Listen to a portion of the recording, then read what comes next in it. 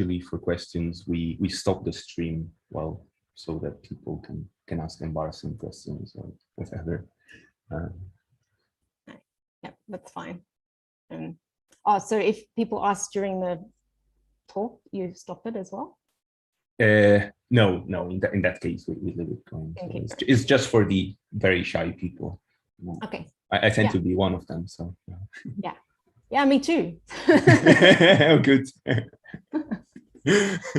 I'll make sure to stop the recording while you are speaking. Well, yeah.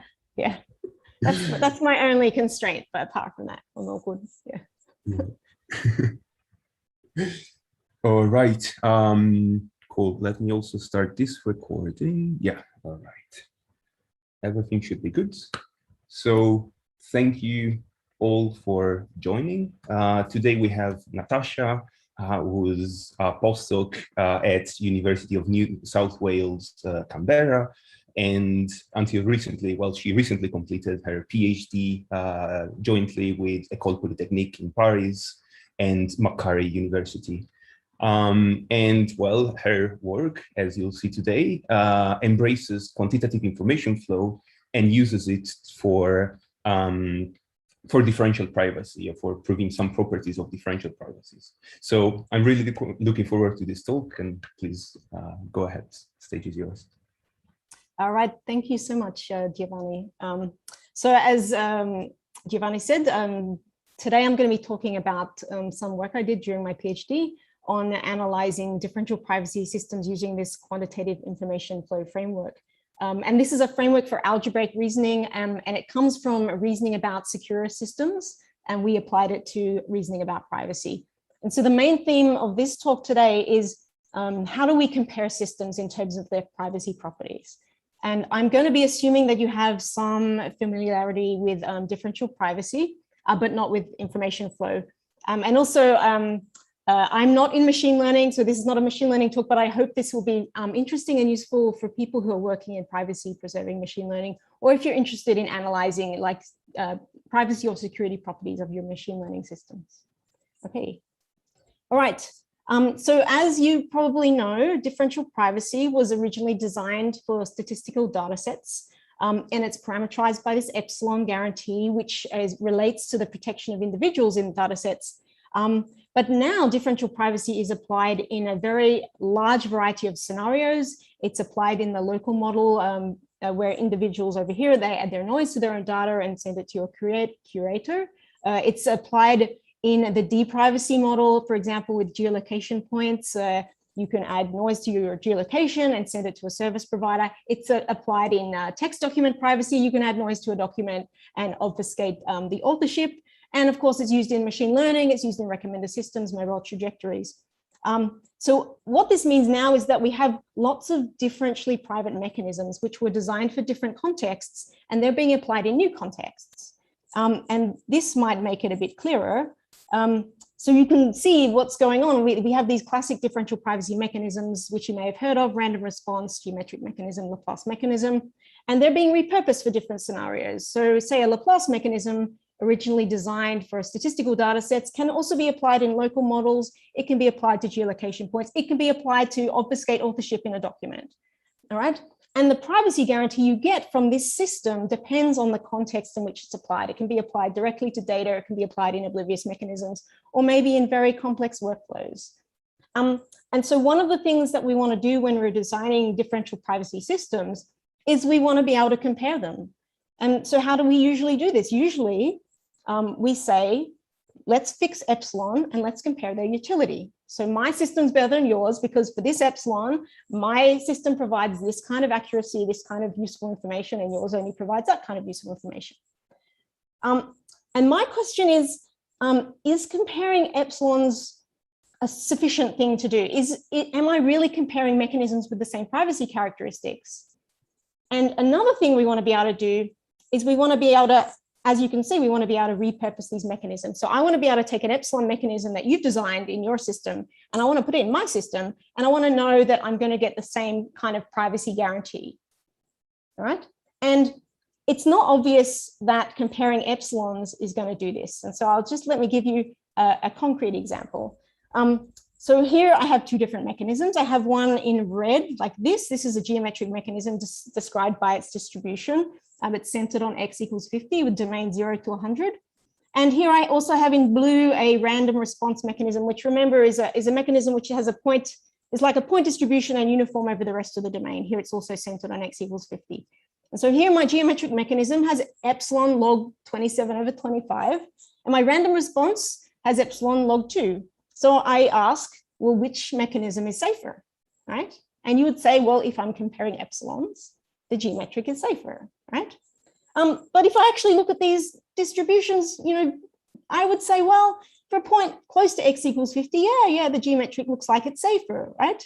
But for a point very far away, for x equals 90, I would say the random response looks like it's safer, yeah? Because there's a very big distinction in the geometric between x equals 50 and x equals 90, and not so much with the random response. And of course, this is because they were designed for different scenarios. The geometric was designed to protect secrets close to each other, and the random response was really designed to protect secrets across the whole domain.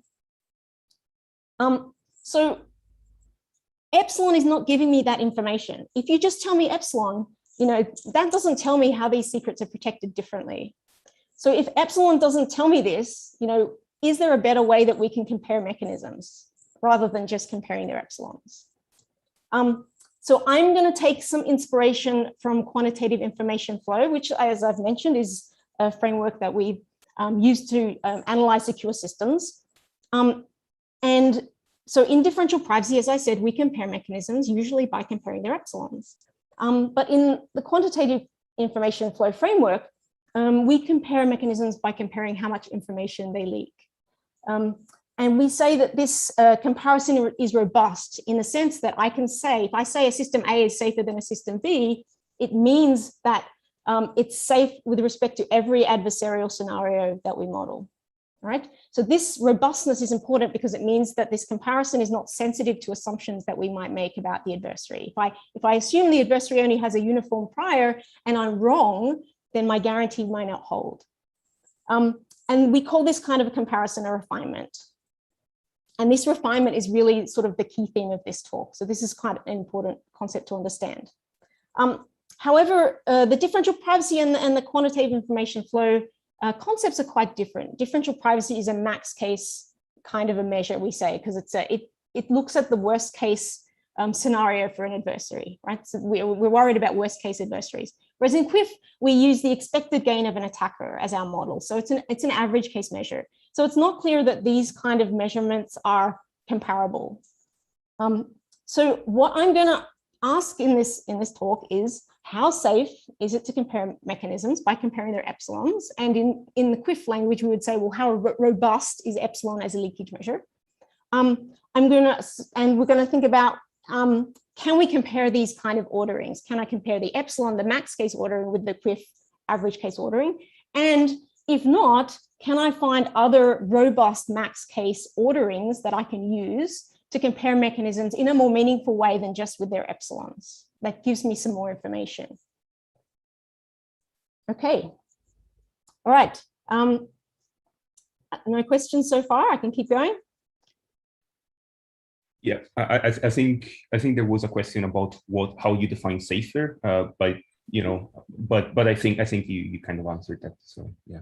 Okay, yeah. So that's coming up. Yeah. So I've been a little bit vague. I've just introduced where we're going with QIF, but I haven't given you the details yet. So here I'm going to introduce the quantitative information flow framework and make some of these ideas more precise, and also introduce a bit of the privacy, which is the unifying framework for differential privacy that we're going to use. So firstly, in QIF, we model our secure systems as probabilistic channels, and I'm going to be talking a lot about channels. All of our models here are going to be channels, including our differential privacy mechanisms. So a channel can be represented as a matrix. It maps inputs of type X to outputs of type Y, which are distributions over type Y, I should say. And we think of X as the secret information and Y as the observable.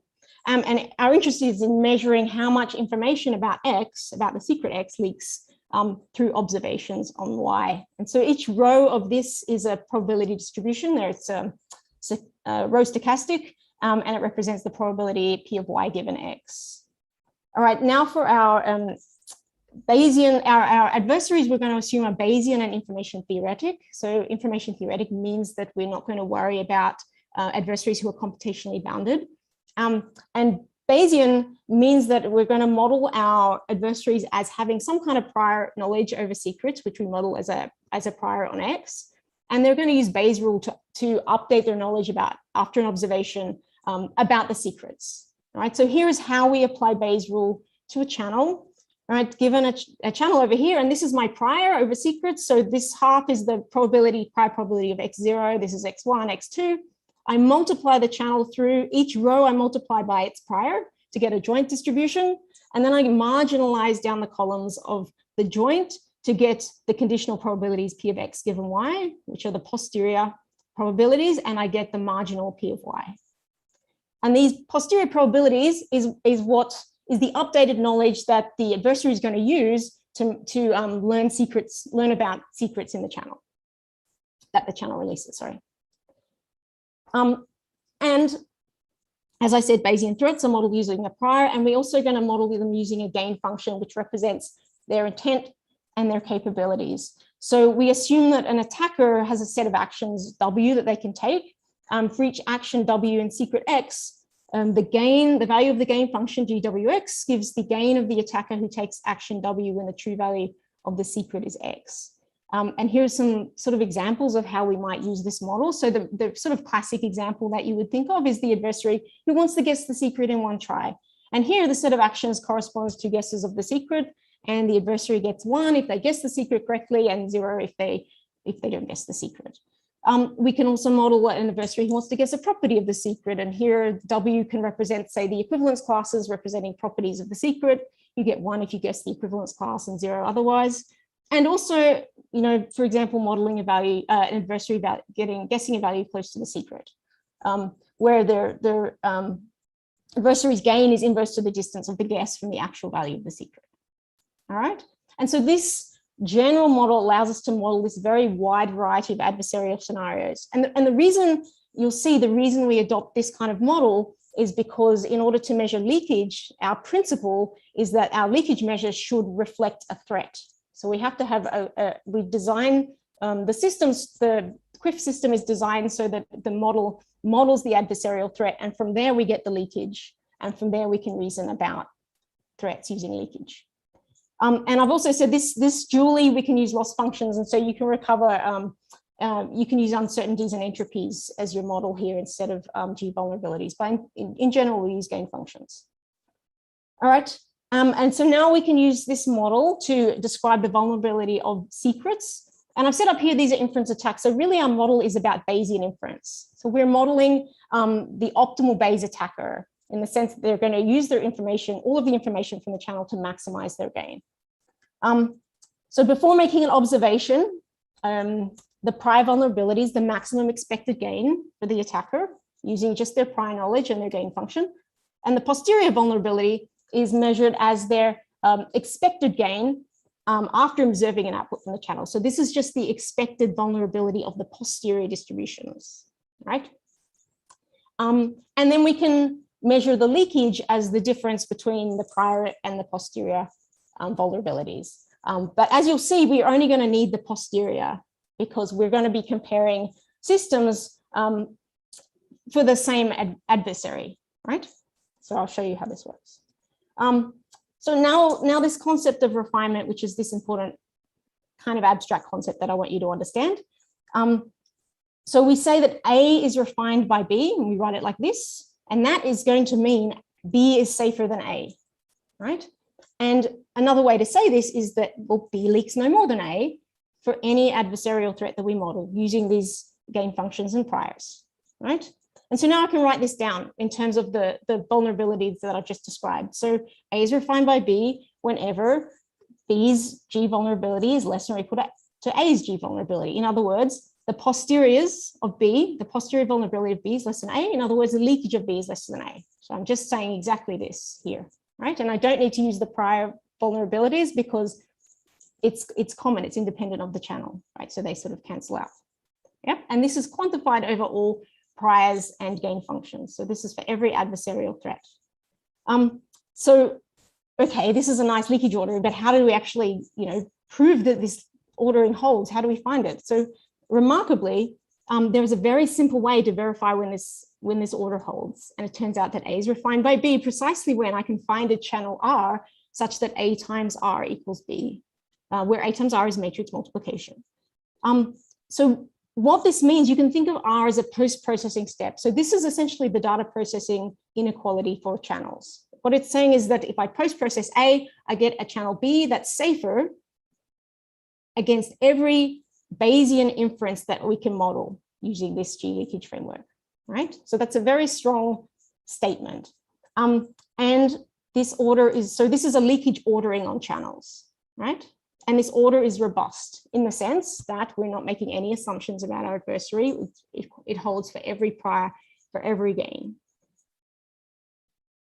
All right, and I might just mention here that refinement is a pre-order on channels, which means that you can get A is refined by B and B is refined by A when A and B are different channels, but we can quite easily turn it into a partial order. So I want you to think here of the refinement as a partial order, because when I'm describing A is refined by B, I want you to think, well, B is not refined by A, okay? Okay, that's all I wanted to say about QIF. That gives us our definition of refinement.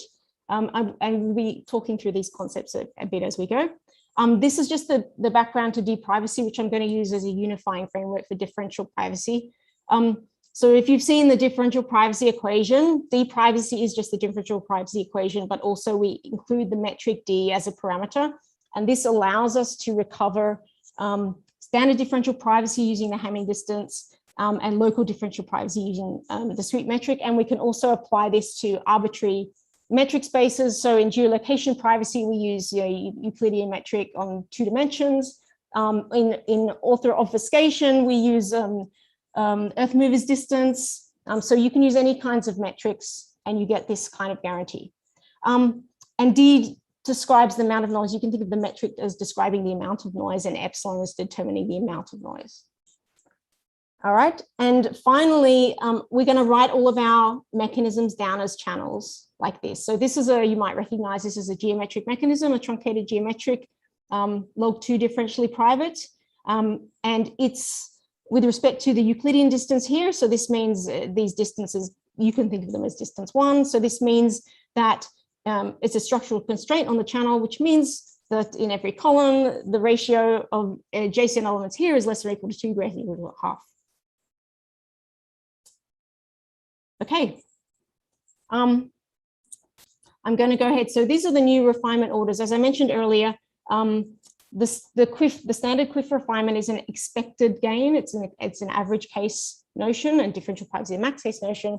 So here we're going to start thinking about some max case orders that we could apply to reason about differential privacy. So the first case is a max case inspired by QIF. And here we're going to look at a posterior max case vulnerability. So instead of looking at the expected gain of expected vulnerability of the posteriors, we just look at the maximum vulnerability of overall the posteriors. And the idea is that this is independent of their probability of occurring. So this is in the spirit of differential privacy. And this model captures any information theoretic max case adversarial threat, including the differential privacy adversary. So we can model the differential privacy attack as a max case vulnerability, right? So this captures all of our max case threats. We can define a max case leakage order in the same style as QIF. So we say A is max case refined by B precisely when B's max case vulnerability is no greater than A's. And again, this order is robust. We're quantifying over all priors and all vulnerabilities. And as with standard refinement, we found a very easy way to verify this order. So it turns out that there's a nice structural characterization. A is max case refined by B precisely when I can find a channel R that I can pre-process so that R A twiddle equals B twiddle. A twiddle or B twiddle, I won't explain, but they're just structural manipulations of the channel. So they're quite easy to do. And what this means is that we can really easily verify exactly when this ordering holds, right?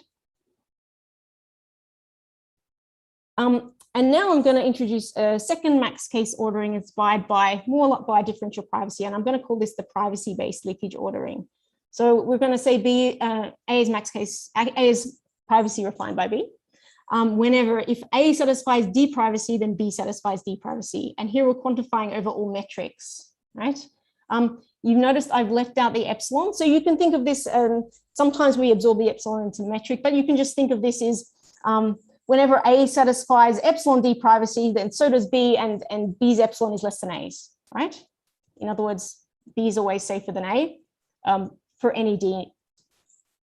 And of course, we found a nice structural order for this as well. So we found that you can define a minimum metric on the channels. Again, this is I'm not going to describe how to find this minimum metric. It's a kind of a total variation distance, a multiplicative one, but essentially, if I can find the minimum metric on A is greater than equal to the minimum metric on B, then I know that this holds and this order is robust. Okay, because we're quantifying overall metrics. So these are the two orders we're going to use. And so here's a reminder, here's all the orders we have. We have the average case order here of QIF. We have the max case ordering, which compares the worst case leakages, irrespective of the probability of occurring. We have the privacy-based refinement, which is for all metrics. And we have, this is the standard differential privacy refinement, which I'm going to call just the D privacy refinement. So for a single metric D, I can compare the epsilons, right? And we want to know, well, how do these compare? And remarkably, the orders are ordered, right? So what this means is that whenever B is safer than A against any average case, any Bayesian inference, then it's also safer than A against any max case adversarial threat. It's also safer than A in terms of epsilon. So it means that B's epsilon cannot be bigger than A's epsilon. And I get this for free. In other words, if I reason about standard refinement, I get differential privacy for free, right? But these orderings are strict in the sense that they don't hold in the reverse case. And I'll give you I'm going to give you a few little details and go through some of these orderings and the interesting implications and what these mean. So firstly, I've got this one that if B is safer than A against average case, then B is safer than A against max case adversary. So this feels like it's the wrong way around. You would expect that max case is stronger than average case. But remember that this is not saying that A leaks more to an average case adversary than to a max case adversary. So we're not comparing A's with A's. We're only comparing A's with B's.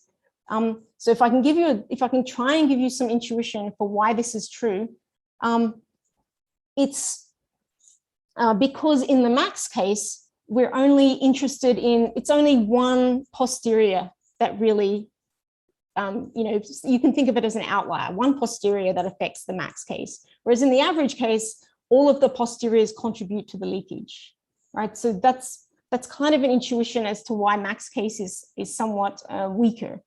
And this is an example of why it doesn't hold in the other direction. So here you can see I have a channel A and a channel B. And if you look at these outputs, Y1, Y2, Y3, you can see that B and A kind of do the same thing to the secrets for each of these. In other words, these posteriors are going to be exactly the same as B's posteriors. Yeah. So for any prior I push through, I learn exactly the same thing from Y1 and Y1 here and Y1 here. But A has an extra posterior, right? So B's posteriors are a subset of A's posteriors. So B in the max case can't be worse than A because it has the same posteriors and A has even more.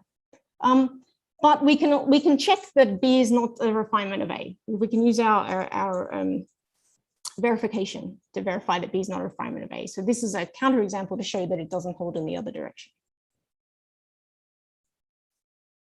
All right, now this one. So this is interesting. So this says if B is safer than A against average case threats, then I get that B's epsilon can't be bigger than A's. So this means that we can reason about safety against inference attacks and against epsilon attacks at the same time, right?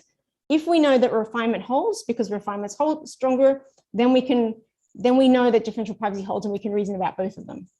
And this is a little toy example of how you might use this. I mean, this is a well-known fact, but for example, we know that if I post-process A, I get a refinement of A. That's the definition. That's the structural definition of refinement. So AR is safer than A. And that immediately tells me that AR has a smaller epsilon than A. So that tells me the data processing inequality holds for the epsilon privacy, which we know, but I get this through this implication. And it also means data processing inequalities hold all the way through the refinement orders as well. Okay. All right, now it doesn't hold in the reverse direction. So what does this mean? This tells me that comparing epsilons does not give me information about inference attacks, right? So this is kind of an important example, right? So comparing mechanisms by comparing epsilons gives me no guarantee that B is safer than A against an inference attack, right? And here's an example. So here I have a channel on the left and it's log3 differentially private with respect to the discrete metric. So recall that the discrete metric gives all distinct secrets distance of 1. And B, so in other words, the difference here is at most 3 between any pairs. And the channel on the right is log2 differentially private with respect to the same metric. So we would expect that B is safer than A if we compare the epsilons, but I can construct a gain function which distinguishes between A and P or R. I haven't written it down here, but I can construct this gain function for which B leaks more than A to an adversary who's trying to guess either it's A or it's P or R under a uniform prior. Right? So as a simple counterexample that shows that, that this epsilon property doesn't tell me about inference attacks. And here, this one is interesting as well. So this ordering has implications for oblivious mechanisms. So this tells me that if B is safer than A for all metrics, right? So B's epsilon is smaller than A's epsilon for any metric I choose, then B's epsilon is smaller than A's epsilon for the metric D. So that's kind of an obvious implication.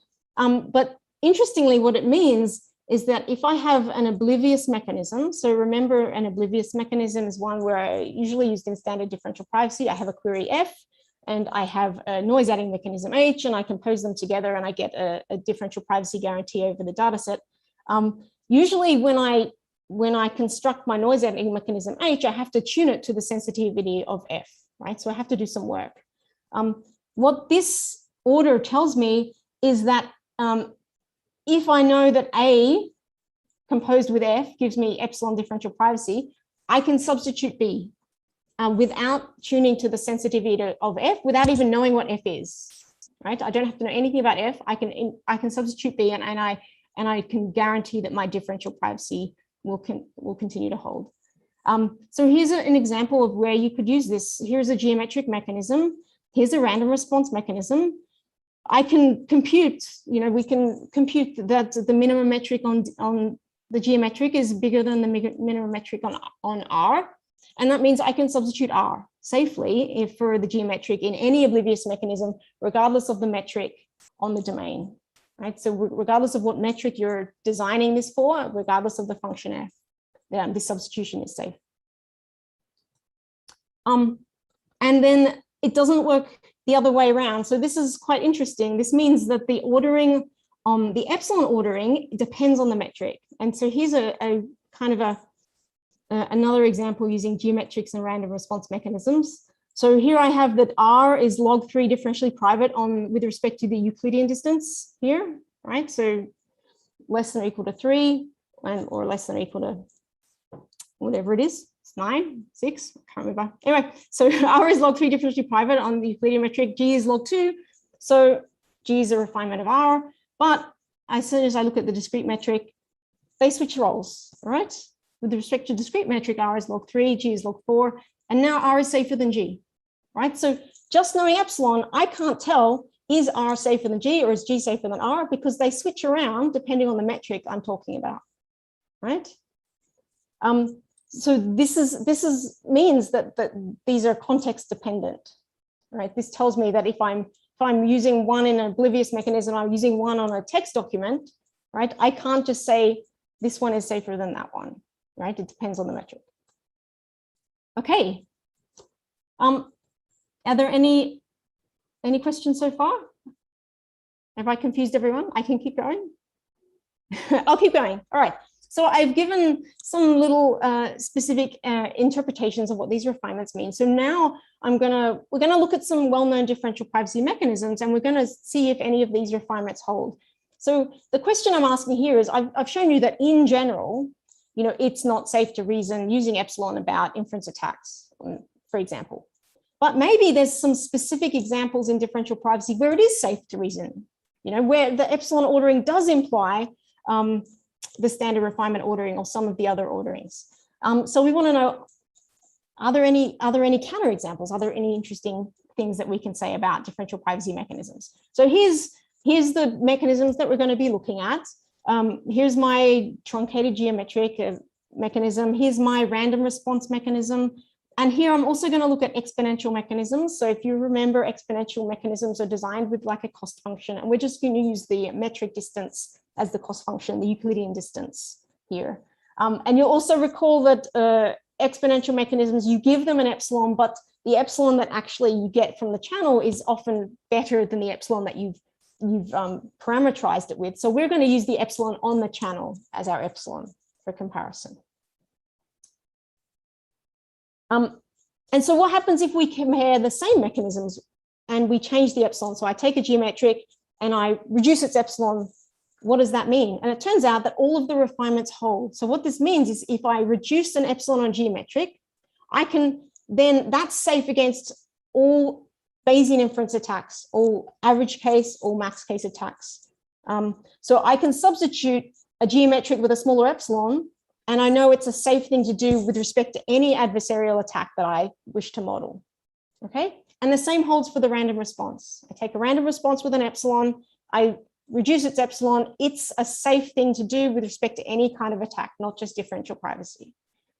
We couldn't prove this for the exponential mechanism, but we conjecture that it's true, right? So we conjecture that within families, reducing epsilon is safe. I mean, and these are non-trivial things to show, right? So this is not trivially true, but we conjecture that this might be generally true.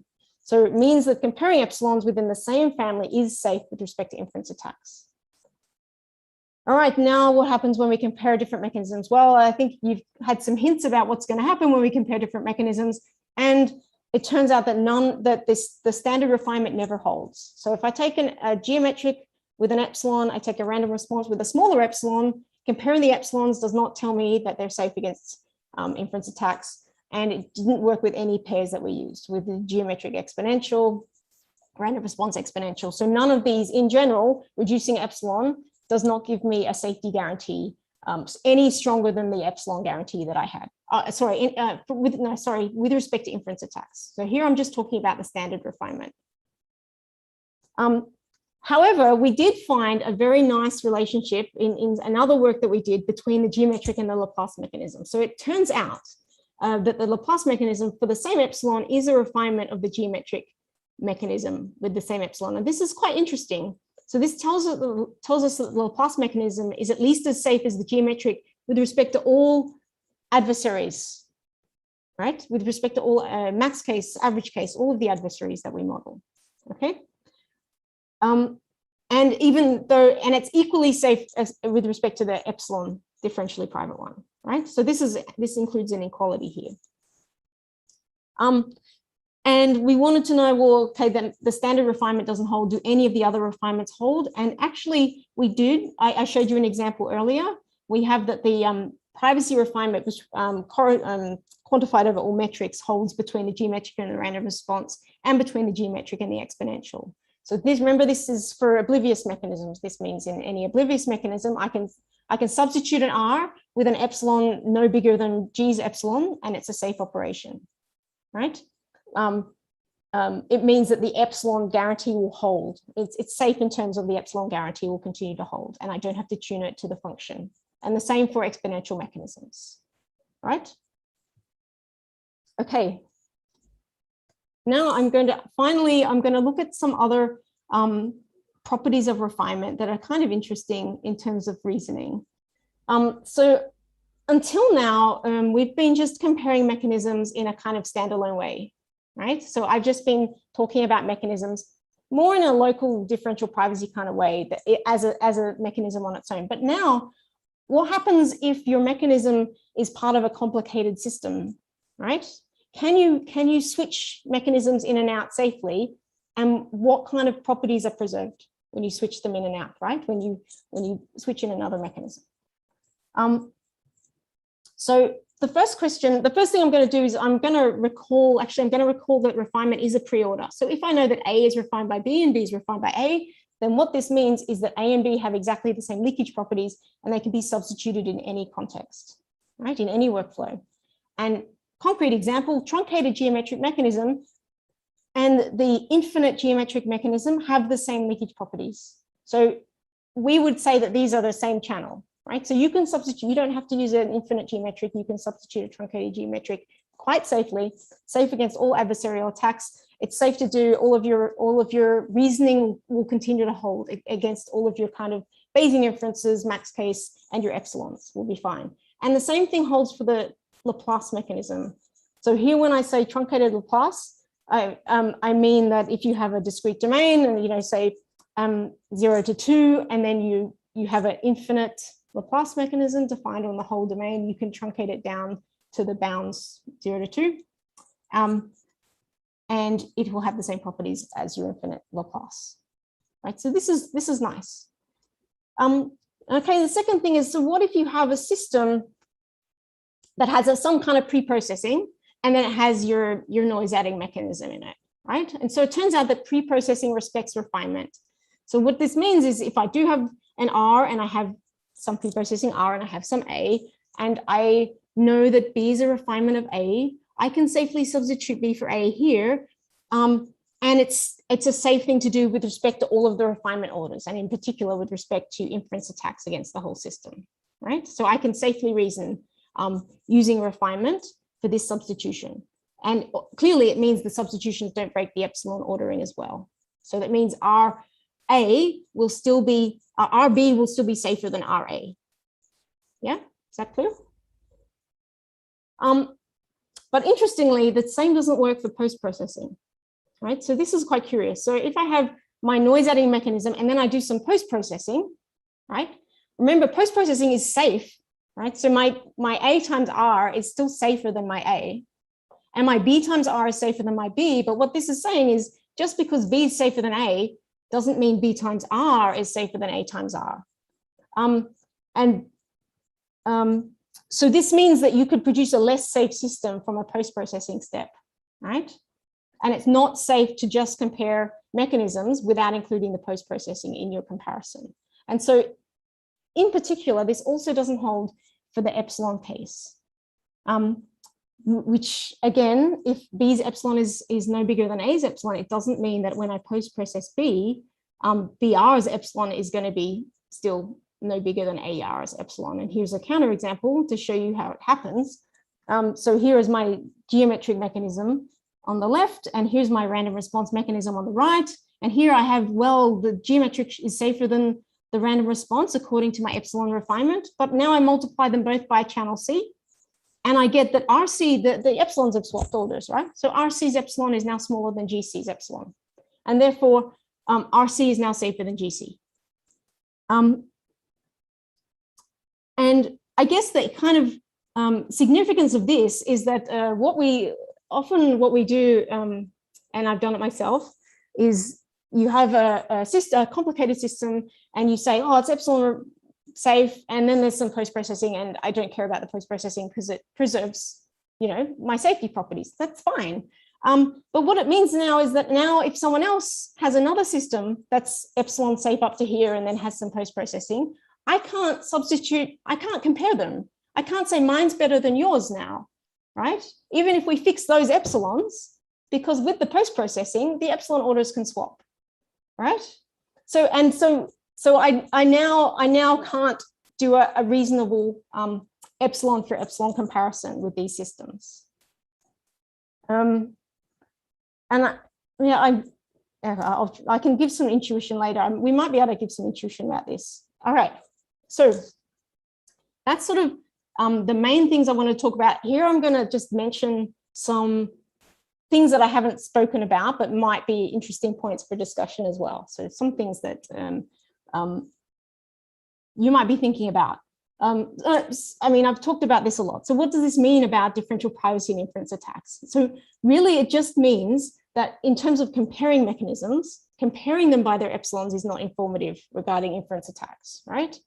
The only thing we can say is if B's epsilon is no bigger than A's, then we know that A cannot be a refinement of B, right? So there has to be some inference for which, you know, B is safer than A, but we don't know if it's all of them or only some of them, right?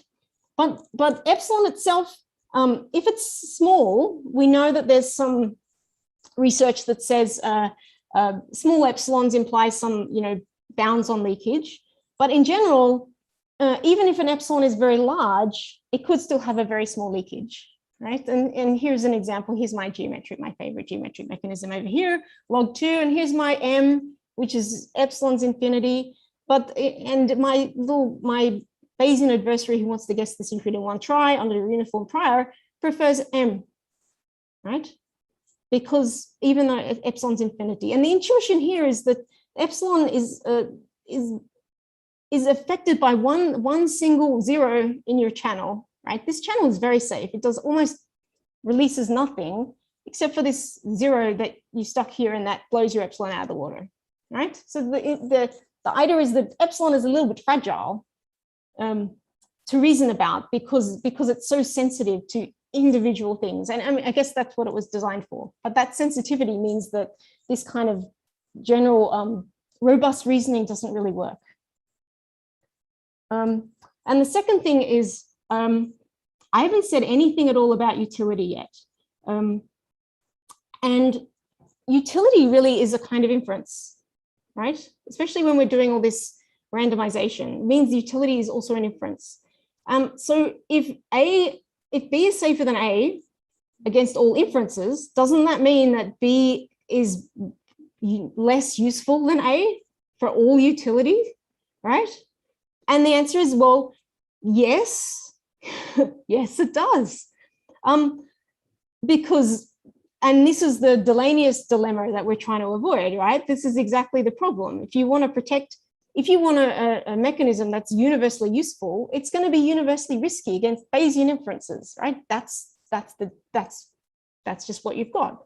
So this was the kind of thing that I would think about. So a lot of the time in the literature, we're interested in a single utility measure. You know, say we want to minimize the mean squared error, something like this, and often for a uniform prior. You know, we have a very specific utility that we're measuring. So what if we had B is safer than A, but B and A agree on your utility measure, right? Then you would always choose B, right? You don't care about the other utility measures, you only care about this one. So my open question is, well, are there utility measures for which geometric and Laplace agree? Because if there are, for those ones, you always choose Laplace. You know, don't use the geometric. It doesn't matter that it's universally useful, right? It's universally risky as well. So pick a Laplace. So that's my opinion. Am I saying we should throw away epsilon and use refinement? No, you can't. Refinements are qualitative, right? Refinement doesn't, just because B refines A doesn't mean B is any good.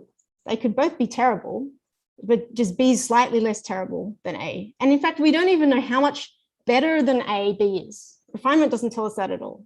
So it's not a quantitative measure, and we still need quantitative measures.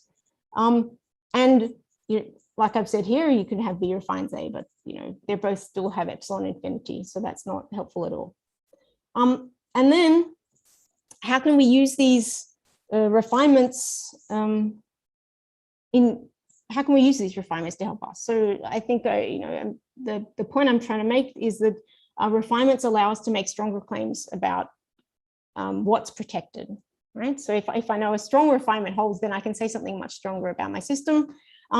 That means we can make more informed decisions with these kind of robust measures when we're comparing mechanisms, and it allows me to reason a bit more robustly about privacy and utility properties of my system by understanding how the system fits together, even if I don't understand how the rest of the system works. And so in conclusion, really, as you've seen, the epsilon ordering is quite brittle when it comes to comparing different systems, right? It's not really safe to compare systems. It's the weakest ordering we studied. It's not, and in particular, it's not informative regarding threats such as inference attacks. It's not even informative in terms of other max case kind of scenarios that we studied. And the leakage ordering of QIF gives us the strongest guarantees, and it's the strongest order we studied. So therefore, it allows us to reason about all of these kinds of adversaries at the same time. My last point, if you can write your system down as a channel, you can analyze it using QIF. So this would be the main thing. If you can write down your system, then you can do any of these kind of analyses. And then finally, if you want more information, so the things I've presented in this talk come from these papers, mostly from these first two. And also the study we did with Laplace is in this third paper, but I would also recommend the QIF book. It's got all of the standard QIF results in it, and it's very comprehensive, and you can get that from Springer. And also all of the examples I did, so all of the refinements here are written up in Python and C++ code, and the examples and counterexamples I come up with. This code base is really nice for coming up with this kind of intuition and these kind of examples and counterexamples. So it's really good for playing around with, and you can download that. And that's it. Thank you. Thank you, Natasha, for this great talk. So I'll stop the recording now, and then